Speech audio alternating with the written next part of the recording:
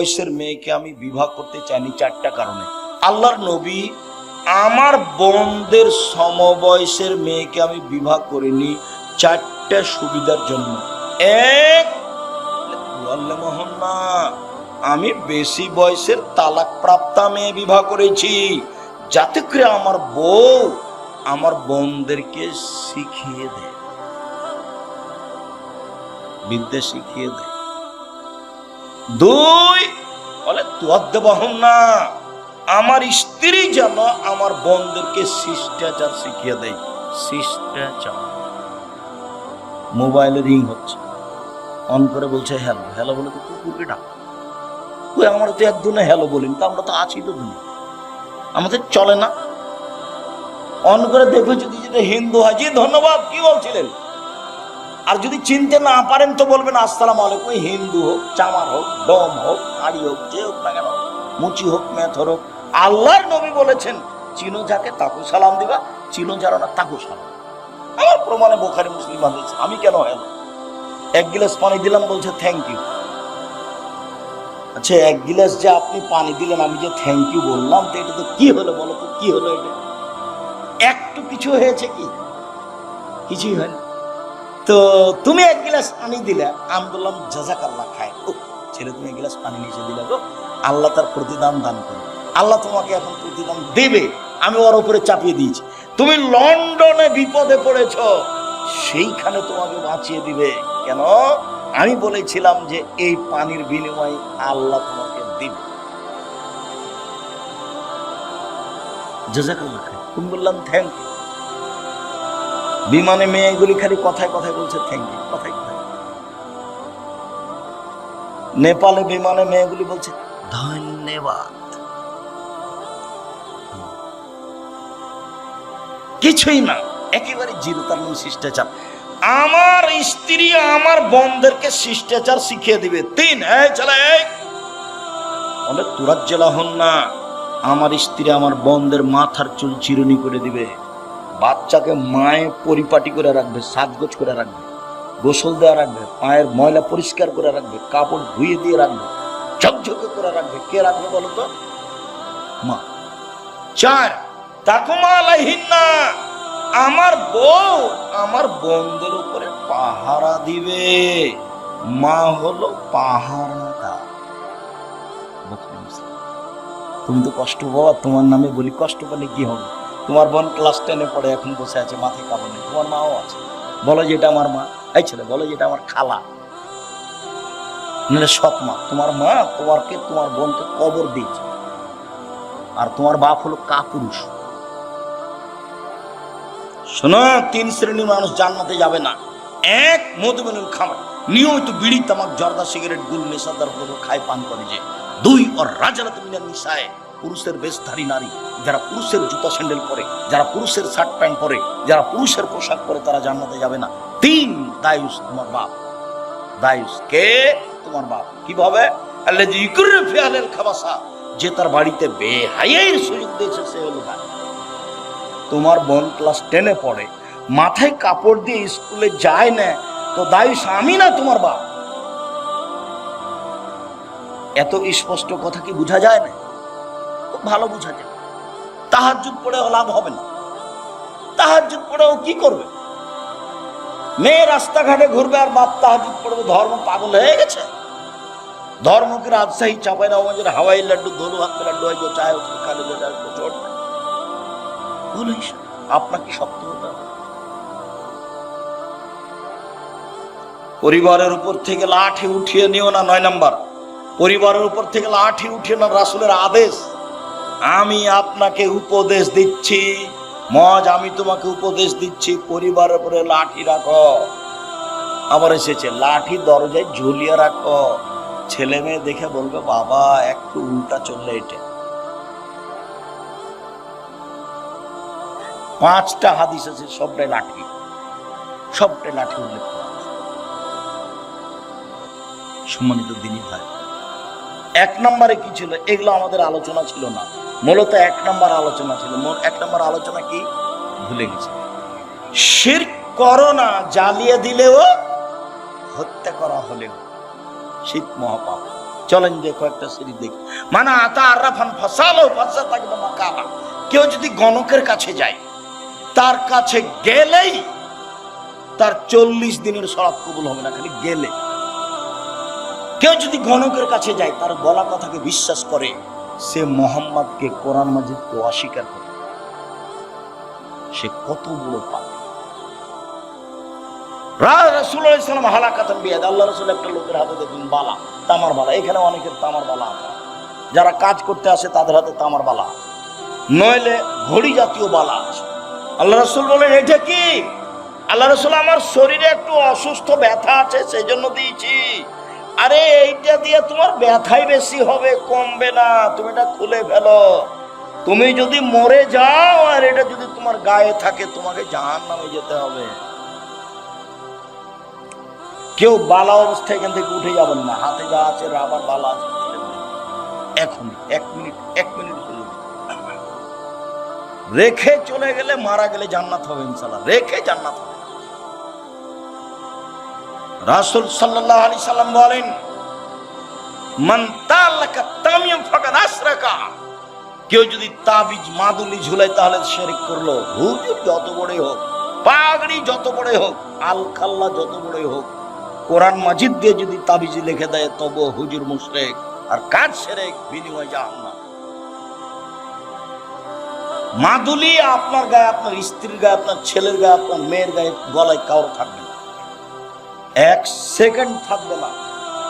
যদি কবিরাজ বলে, হুজুর বলে যে এই বালা ছাড়া, তাবিজ ছাড়া আপনার স্ত্রীর গা থেকে জিন যাবে না, আপনার স্ত্রী বলবে মরে যাব, তবুও বালা তাবিজ গায়ে দিব না।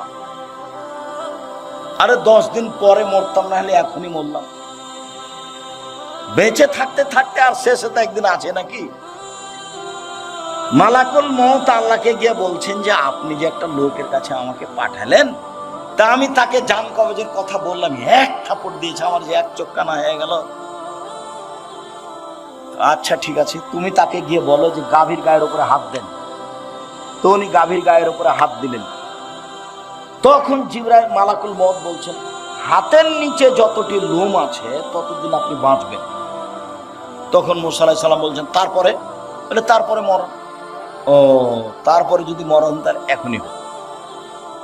ইনি মুসা আলাইহিস সালাম 1 থাপ্পড় দিয়েছিলেন মালাকুল মউতকে। হাদিস বুখারী মুসলিম। চোখ একটা নষ্ট হয়ে গেছিল, এটা হাদিস বুখারী মুসলিম। কিভাবে কি এগুলো আমার ভাববার সুযোগ নেই। আল্লাহ রাসূল যেভাবে বলেছেন সেভাবে বলেন। তো তাবিজ দিয়ে যদি মরণ হয়, হোক, কি আছে, 2 দিন পরে তো মরাই লাগবে। করোনা দিয়ে আমি 1 ঘন্টা বেঁচে থাকতে রাজি নই, এ দিয়ে মাছ দিয়ে। এরকম কাজ আমি আব্দুর রাজ্জাক বিন ইউসুফ করিনি, করবো না। পৃথিবী যতই সংকীর্ণ, আমি যখন উঠে গেছি তখন বিমানবালা আমাকে বলছে, মাস্ক লাগান, ধৈর্য ধারণ, মাস্ক লাগান, ধৈর্য ধারণ। আবার মাস্ক লাগান, ধৈর্য ধারণ। আবার এসে বলছে, তোমার চোখ ছিল না যখন আমি বিমানে উঠি, তখন তুমি আমাকে না করে দিতে পারোনি। মনে রেখো, আমি আব্দুর রাজ্জাক বিন ইউসুফ মাস্ক লাগিয়ে ভাগ্য বাড়াতে রাজি। বুখারী মুসলিমের হাদিস, আল্লাহ রাসূল বলছেন, লাদওয়ালা তেয়ারওয়ালা হাম, সংক্রামক ব্যাধি শরীয়তে নেই। ভূত বলে কোনো জিনিস নেই। পেঁচার ডাকে কিছু হবে এই কথা নেই। অশুভ ফল শরীয়তে নেই। কার মুখ দেখে আসলাম যে কাজটা হলো না? কোন মায়া লোকের যে মুখ দেখলাম, কোন মহিলার মুখ দেখেছি সেজন্য কাজ হয়নি, অশুভ ফল, এরকম কিছু ইয়েতে নেই, ইসলামে নেই। আল্লাহ রাসূল বলছেন, শোনো, লা তুদি শায়ান শায়া, একজনের রোগ ব্যাধি অপরজনের কাছে যায় না।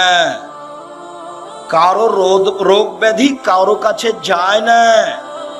কারো রোগ ব্যাধি কারো কাছে যায় না। 3 বার যখন বলা হয়েছে, পল্লীর মানুষ দাঁড়িয়ে বলছে, আল্লাহ রাসূল যায় তো। এই কিভাবে যায়? একটা উটের যদি চুলকুনি ঘাও হয়, বাকি সব মুক্ত হয়ে যায়। এই যে দেখেন, সংক্রামক ব্যাধি আছে। ও, তাহলে বলো প্রথম জনকে কিভাবে হলো? তখন ও তার পল্লীর মানুষ কিছু বুঝে না। ও তখন আর কিছু বলছে না। বলো তাহলে প্রথমটাকে কিভাবে হলো? এটা আল্লাহ রসুল বলছেন, এটা আর আমার আর আপনার কথা নয়। তখন আর কিছু বলছে না, তখন বলছে শোনো,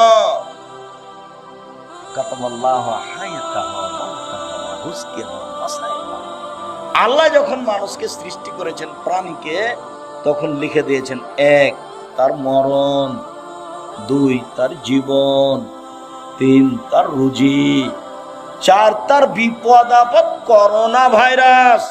পৃথিবী সৃষ্টির 50,000 বছর পূর্বে যদি আমার নামে করোনা ভাইরাস লেখা থাকে, আর আজ যদি আমি পাথরের ভিতরে ঢুকে থাকি, তবু আমাকে করোনা ধরবেই।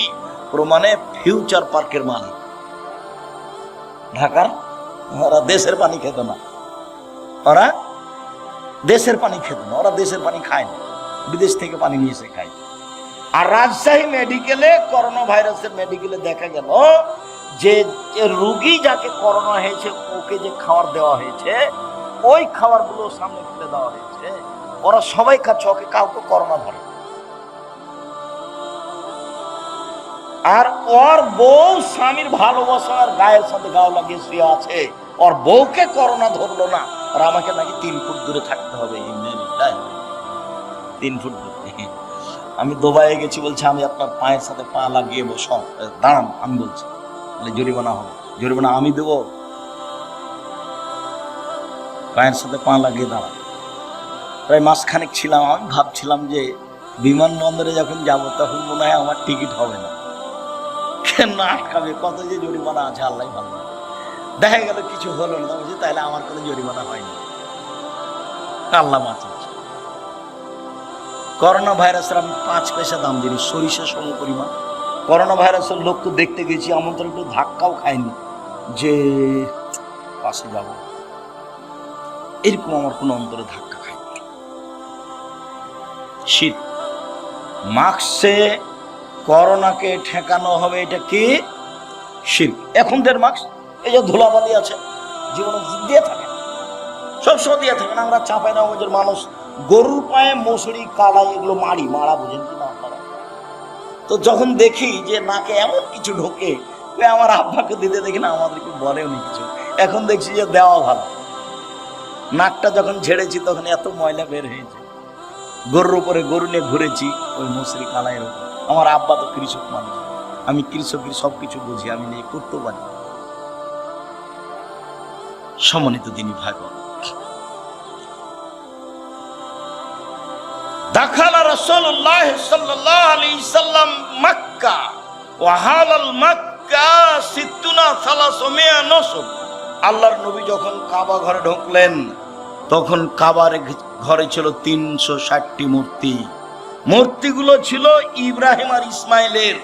আল্লাহর নবী যখন কাবা ঘরে ঢুকলেন, তখন কাবা ঘরে ছিল 360টি মূর্তি।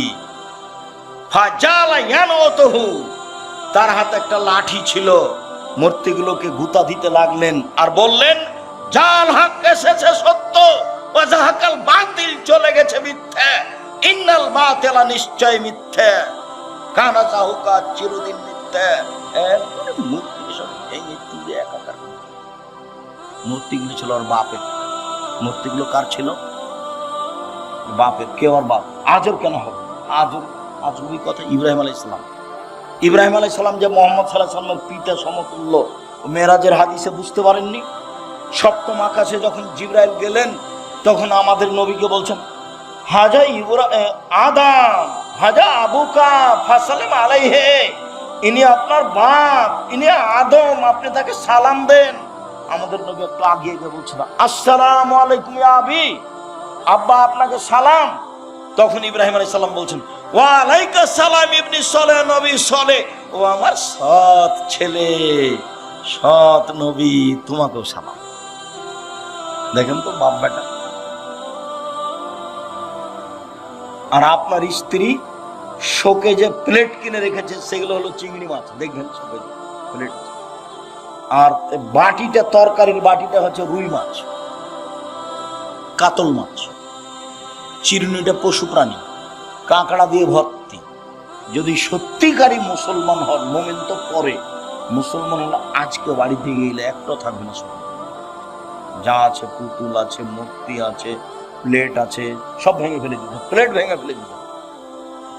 একবারে গিয়ে শোকেস থেকে ওই বাটিটা যেটাতে রুই মাছ আছে একবারে হাত কিট করে ফেলে দিত। তাহলে তুমি আসলে তোমার ভিতরে ঈমান আছে না? তুমিও মনে হয়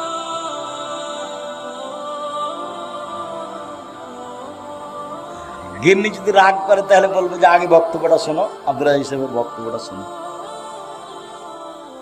যাক, সেটা পর, ওর সাথে কোনো কথা নেই, শরীয়ত শোনো। সম্মানিত দিনী ভাই বোন, এসব কিছুই হচ্ছে শিরক। খারাজা রাসূলুল্লাহ সাল্লাল্লাহু আলাইহি সাল্লাম ইলা হুনাইন, আল্লাহ রাসূল হুনাইনের যুদ্ধে বের হলেন। মাররাবে সাজারাতিন লিল মুশরিকিনা, মুশরিকদের একটা গাছের পাশ দিয়ে যাচ্ছিলেন নিকলাল্লাহ জাত আনওয়াত। সেই গাছের নাম হলো জাত আনওয়াত, গাছের নাম হলো জাত আনওয়াত। ইউআল্লিকু আসলিহাতাহু আলাইহা, মুশরিকরা ওদের তরবারি গাছে ঝুলাতো, ওই গাছের নাম হলো জাত আনওয়াত। তখন সাহাবীগণ বলছেন, আল্লাহর নবী, ইজাল্লানা জাত আনওয়াতিন, আপনি আমাদের জন্য একটা গাছের ব্যবস্থা করে দেন না। ওরা ওই গাছ থেকে সুবিধা ভোগ করে, আমাদের জন্য একটা গাছ নির্ধারণ করে দেন, সেই গাছে আমরা তরবারি ঝুলাবো, তাহলে আমরা যুদ্ধে জয় হবে, সেখানে একটা বরকত হবে। তখন আল্লাহ রাসূল বলছেন, সুবহানাল্লাহ, লা ইলাহা ইল্লাল্লাহ, সুবহানাল্লাহ। এই কি কথা? হাজা কামা কানা কম মুসা, এটা তো হলো মুসার সম্প্রদায়ের মতো কথা, এটা তো হলো মুসার সম্প্রদায়ের মতো কথা। মুসার সম্প্রদায় বলেছিল, ইজাল্লানা ইলাহান কামালাহুম আলাইহা, ওদের যেমন মাবুদ আছে, মুসা আপনি আমাদের এই জন্য মাবুদ করে দেন। সরস্বতী, ভগবতী, কালী, দুর্গা, লাত, মানাত, উজ্জা। কালীকে বলবো সিজদা করার সময় বিচার মাঠে আল্লাহকে বলে পার করে নিও। দুর্গাকে বলবো বিচার মাঠে পার করে নিও সিজদা করে। কালী, দুর্গা, সরস্বতী, ভগবতী বলবো বিচার মাঠে পার করে নিও। মুসা আমাদের জন্য একটা মাবুদ করে দেন, যেমন ভাবে ওদের মাবুদ আছে, আমাদেরও বিপদ থেকে পার করে দিবে। লা হাওলা ওয়ালা কুওয়াতা ইল্লা বিল্লাহ, নাউযুবিল্লাহি মিন যালিক। আল্লাহ নবী বলেন, সুবহানাল্লাহ। যা কিছু করলেন মনে করবে এতে কল্যাণ আছে, সেটাই হলো শিরক। যার জন্য দিবস শিরক, তোমার মা দিবস হোক, নাহলে তোমার বাপ দিবস হোক, নাহলে পায়খানা দিবস হোক, দিলে সব রাসূল সাল্লাল্লাহু আলাইহি সাল্লাম বলেন, মান হালাফা লিগাইরিল্লাহ ফাকাদ আশরাকা, কেউ যদি আল্লাহ ব্যতীত অন্যের নামে কসম করে তাহলে শিরক হলো। মায়ের কসম শিরক, দুই চোখের কসম শিরক, ছেলের মাথায় হাত দিয়ে কসম করছি টাকা নিয়ে, এটা শিরক। তুলসী গাছ তুলে ফেলা যায় না, এই কথা বললে শিরক হবে। ঘরের উপরে কাক ডাকছে, কুটুম্ব আসতে পারে, এই কথা বললে শিরক হবে। হাত থেকে গিলাস পড়ে গেল, কে আসবে, এই কথা বললে শিরক হবে। রাতে লোহা হাতে করে বের হইতে হবে, নইলে চোরাচুন্নি পাখি বাচ্চা ধরতে পারে, এই কথা বললে শিরক হবে। শুনুন, সূর্য ডুবার সাথে সাথে বাড়িতে আলো জ্বালাতে হবে, নইলে শিরক হবে।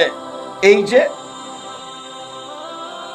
দেশ ট্রাভেলস, গাড়িতে আছি, সূর্য ডুবার সাথে সাথে আলো দিয়ে দেয়, সুপারভাইজার শোনা, এখানে গাড়িতে আলো দিলে কেন? বসে বলেছে, বসে বলেছে সূর্য ডুবার সাথে সাথে কি করতে হবে? গাড়িতে আলো দিতে হবে। কে বলেছে? অবাক। শাহ মখদুম আলাইহিস সালামের পবিত্র ভূমি। এই ছেলে শোনো, রাজশাহী শাহ মখদুমের পবিত্র ভূমি না আল্লাহ? প্রতিদিন শিরক করছে সবসময়। বাংলাদেশের অফিস, আদালত, কোর্ট, করাচি, শিক্ষা প্রতিষ্ঠান, বই, পুস্তক, বাড়ি, ঘর সব শিরকে ভরা। আমরা জানি ঝড় বৃষ্টি বন্যা চলে বিপদ সীমার উপর দিয়ে, ভারত বাংলাদেশ পাকিস্তানে শিরক চলে বিপদ সীমার উপর দিয়ে। আল্লাহ তুমি বাঁচাও। পৃথিবীতে সবচেয়ে বড় পাপ হলো শিরক। আল্লাহ রাসূল বলেন, আকবারুল কাবায়রা সালাসা, সবচেয়ে বড় পাপ তিনটি, তার এক নম্বর বড় পাপ হলো শিরক। শিরক মহা পাপ। শিরকের পাপ ক্ষমা হবে না বিচারের মাঠে, এখন হবে। শিরকের পাপ ক্ষমা হবে না বিচারের মাঠে, এখন হবে। রাসূল সাল্লাল্লাহু আলাইহি সাল্লাম শেষ সময়ে বলেছিলেন, ইত্তাখাযাল ইয়াহুদ আন নাসারা কুবুর আম্বিয়া মাসাজিদা, আল্লাহ তাদের প্রতি অভিশাপ করুক, ইহুদি খ্রিস্টানেরা ওদের নবী মারা গেলে কবরকে মাজার করেছে। কবর মাজার, যদি কবর মাজার যদি মসজিদ হয় তাহলে সেই মসজিদে সালাত হবে না, বিড়ালদহের মসজিদে সালাত হবে না। এই দেশে যত আল্লাহ রাসূল বলছেন লা তুসাল্লু আলাল কাবরে ওয়ালা ইলাইহা, কবরের উপরে সালাত আদায় করো না, কবরের দিকে সালাত আদায় করো না। ওয়ালা তুসাল্লি বাইনাল কবরে, কবরের মাঝে সালাত আদায় করো না। মসজিদের ডানে কবর থাকলে মসজিদ বাতিল, বামে থাকলে বাতিল, সামনে থাকলে বাতিল, পিছনে থাকলে বাতিল, ভিতরে থাকলে তো আগেই বাতিল। এইসব মসজিদে সালাত হবে না। আল্লাহ রাসূল বলছেন কবরের দিকে মুখ করে সালাত আদায় করো না, কবরের উপরে করো না, কবরের পাশে করো না, সব গড়ার নিষেধ। এই মাসের পত্রিকা যেটা এখানে আছে পত্রিকা, এতে এই হাদিসগুলো দেওয়া আছে একটা না। আমি জানি না আপনাদের জামিয়া সালাফিয়ার আল ইতিসাম পত্রিকার সাথে ভালোবাসা আছে কিনা। দেখেন, মনটা ছোট করে কোনো লাভ নেই। মাসে 30টা টাকা খরচ করে একটা পত্রিকা রাখবেন না, আমি দুঃখিত। লক্ষ লক্ষ টাকা তার পিছনে খরচ আছে। বিদেশি মহাদেশ দিয়ে সেই পত্রিকা লিখা হয়, যাদের থাকা ভিন্ন, খাওয়া ভিন্ন, আর আপনি 30 টাকা মূল্যায়ন করতে পারলেন না। আপনার 30 টাকা আমার কাছে 30 লক্ষ। কেননা আপনি 30 টাকা দিয়ে ওকে মূল্যায়ন করলে এই কাজটা চলতে থাকবে। ওর পিছনে বহু মানুষ আছে। মুখে জাতিকে ফাঁকি দিনি, মিডিয়ায় জাতিকে ফাঁকি দিনি, কলমে জাতিকে ফাঁকি দিনি। কোথাও অপ্রয়োজনীয় কথা কর্ম লিখে কলম ভর্তি করিনি। সেটা যেটাই নেন, নামাজের উপরে নেন, দোয়ার উপরে নেন, আদর্শ পরিবার নেন, আদর্শ নারী নেন। আর আমার দিনী বোন যারা, তাদেরকে একটা কথা বলি, বেগম রোকেয়া বই লিখেছে অবরোধবাসিনী, মানে মহিলারা হলো অবরোধবাসিনী। সেই জন্য রংপুরের আর একজন মহিলা বই লিখেছে কেন হব অবরোধবাসিনী। অবরোধবাসিনী মানে অবাক কথা, আমরা কেন অবরোধবাসিনী হব? যেগুলো যেগুলো অন্যায় করেছে সেগুলো বইয়ে উল্লেখ করা আছে। আর বইয়ের নাম হলো শিক্ষা বনাম জাহেলিয়াত। অন থেকে নিয়ে উপর পর্যন্ত প্রায় লেখাই বাতিল, সব হিন্দুদের মুশরিকদের লেখা। মুসলমান হলেও সবই প্রতারণা দিয়ে ভরা, মিথ্যে কথা দিয়ে ভরা। কুকুর শ্রীগালের নাম দিয়ে কবিতা লেখা। যেটা বই পড়বেন সেটাই, যেটা বই উঠাবেন সেটাই মিথ্যা কথা, সেটাই প্রতারণা। যার জন্য বইয়ের নাম শিক্ষা বনাম জাহেলিয়াত। এটা শিক্ষা নয়, এটা প্রতারণা। একটা বাচ্চাকে ধোকা দিয়ে শিক্ষা দেওয়া যায় না। এই ছেলে, মনে নাই তোমার? মনে নাই? কি কি কি মনে নাই বলেন তো, কি মনে নাই? হাতি শক্তিশালী প্রাণী। হাতি হলো সিংহ বনের রাজা, হাতি হলো সবার রাজা। তো এখন শিয়ালের কাছে তারা বিচার দিয়েছে যে হাতির বিচার করতে হবে। ও ঠিক আছে, করে দিব। তো শিয়াল হাতিকে গিয়ে বলছে, হাতি মশাই, আপনাকে সম্মান জানার জন্য নদীর ওই পারে অনেকে আছে, আপনার অপেক্ষা করছে সবাই। তাই খুব ভালো কথা, কিভাবে যেতে হবে? আমি আগে আগে যাচ্ছি, দেখেন। তো শ্রীগাল পানিতে নেমে সাঁতার দিয়ে চলে গেছে। তখন হাতি বলছে, তাহলে আমিও যাই ভাবো। হাতি যখন পানিতে নেমেছে তো কি হলো? ডুবে গেল। এই গল্পটা ছেলেদেরকে শিখাচ্ছে, এটা তুমি কি মনে করবে? এটা ধোঁকাবাজি, প্রতারণা। ওই লেখক অযোগ্য, ওর বাপ অযোগ্য, ওর জাতি অযোগ্য, ওর সবকিছু বাতিল। এই প্রতিষ্ঠানও বাতিল। এইভাবে শিক্ষা যাদেরকে ছেলে দেওয়া যাবে না। প্রতারণা, ধোঁকা। জামিয়া সালাফের সব ক্লাসের জন্য ভিন্ন বই আছে। আমরা নিজেরাই সব বই বের করছি, শুরু থেকে শেষ পর্যন্ত চেষ্টা চালাচ্ছি। জাতির কাছে মডেল হিসেবে প্রতিষ্ঠান পেশ করতে চাই। আপনার কাছে যেটা আমি দাবি রেখেছি সেটা হলো একটু দোয়া। আমি পরের বাক্য বলেছি যে আপনার 10টা টাকা ছাড়া জামিয়া সালাফে গড়ে যাক, এটা আমি চাইনি। বিচারের মাঠে আপনি ঠেকে যান, আমি এটা চাইনি। আপনি 10টা টাকা দিয়ে রাখলে আপনি বলবেন যে আমি জামিয়া সালাফে 10টা টাকা দিয়েছি। 23-24 তারিখে যাবেন, আমি যখন বলবো 10টা টাকা দিবেন, দিয়ে বলে রাখবেন যে আমি জামিয়া সালাফে 10টা টাকা দিয়ে শরিক আছি। প্রতি মাসে 32 লক্ষ বেতন লাগে। প্রত্যেক দিন বিকালে 50 থেকে 1 লক্ষ টাকা লেবার মিস্ত্রি বিল আছে। তো উপর থেকে তো এটা নেমে আসে না। ফকির ফাকরা আপনি আমি এরকমই দিয়ে চলে, এখানে কোনো বৃত্তশালী নেই, সাধারণ মানুষদের জামিয়া সালাফে চলে। আপনার যার জন্য আমি দাবি জানিয়েছি দোয়ার। সম্মিলিত দিনী ভাই বোন, আমি আলোচনার শেষে চলে আসলাম। আমি আংশিকভাবে কষ্ট পেলেও আপনাদের বসে থাকাতে আমি খুবই খুশি হয়েছি। জাযাকুমুল্লাহ খায়। সম্মানিত দিনী ভাই বোন, আমার উপদেশ মনে রাখবেন। এই ছেলে থামো।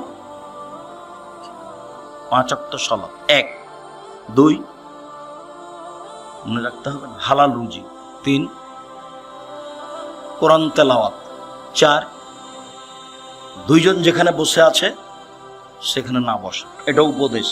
শিরক থেকে বাঁচতে হবে, তৃতীয় কথা।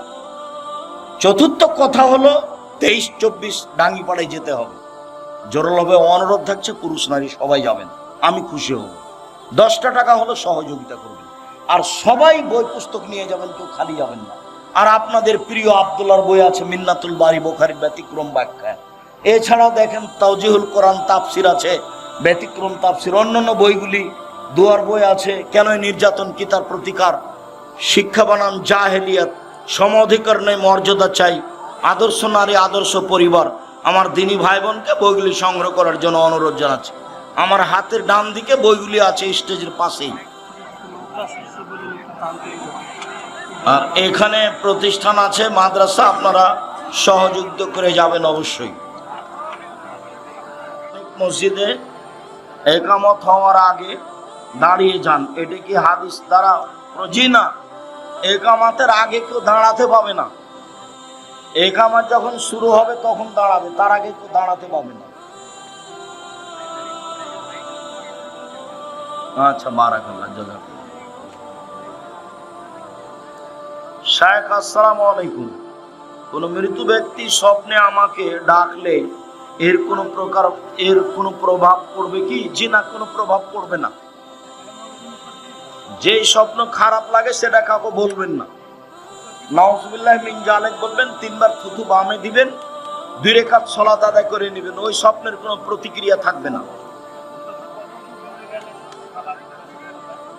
দূরত্ব নেই। পরিস্থিতি যখন বলছে সফর, তখন কসর করবে। আসসালামু আলাইকুম। শায়েম, হানাফি মাযহাবের লোকেরা বলে থাকে আমাদের আহলে হাদিস বক্তার নাকি গীবত করে থাকে। কে জানে তোমাদের কোনো বক্তা গীবত করে কিনা জানি না। আমি তো হানাফি মাযহাবি নিয়ে কোনোদিন কথা বললাম না। বললে তো আমার কথা বলতে হবে। ওই বক্তাই মানুষের বদনাম করে, তুমি দেখো নেট খুলে। হিরো সাহেব, সালাম নেবেন।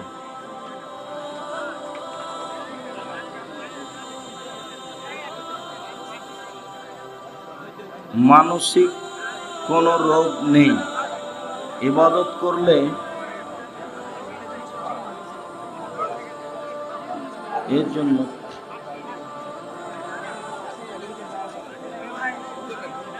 কোন শিশুর নাম ইমাম বুখারী রাখা যাবে? জি না, নাম পান না খুঁজে।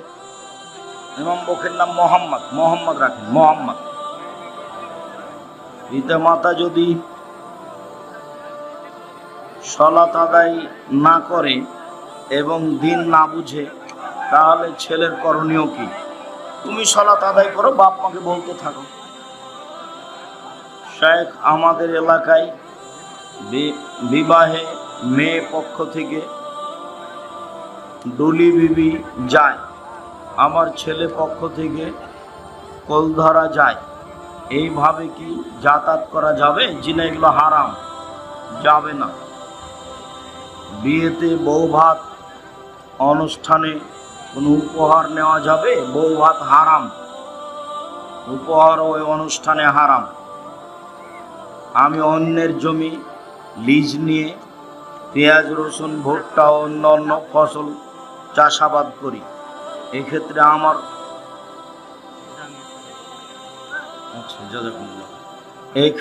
আমার ঔষধ ব্যবস্থা কি হবে? পেঁয়াজের, রসুনের ঔষধ লাগবে না, আলুর লাগবে না, বেগুনের লাগবে না, তরি তরকারির লাগবে না, সবজির লাগবে না, লাগবে ধান, সরিষার যার নাম শস্য। শস্য 18 মণ 30 কেজি হলে ভাড়া নেওয়া জমিতেও ওসর দিতে হবে। হাফেজিয়া মাদ্রাসার ছোট ছোট ছাত্রদের দিয়ে হাট কালেকশন ও চাউল সংগ্রহের জন্য বাড়ি বাড়ি পাঠায়। এ বিষয়ে ইসলাম কি বলে? যে না, এগুলো ঠিক নয়। ওই কমিটি সেক্রেটারি সভাপতি ভিক্ষা করুক, ছেলে কেন? ছেলেটা ওখানে পাঠিয়েছেন আপনার অপরাধ হয়েছে। জামিয়া সালাফিয়ার শিক্ষক আদায় করতে যায় না, জামিয়া সালাফিয়ার ছাত্র তো বহুদূরের কথা, শিক্ষক আদায় করতে যায় না। জামিয়া সালাফিয়া কোনো রসিদ বহি বাইরে ব্যবহার হয় না, বাইরে ব্যবহার হলে তার বিচার হবে। আপনাকে নিজে জামিয়া সালাফিয়া গিয়ে টাকা দিয়ে রসিদ নিয়ে আসতে হবে।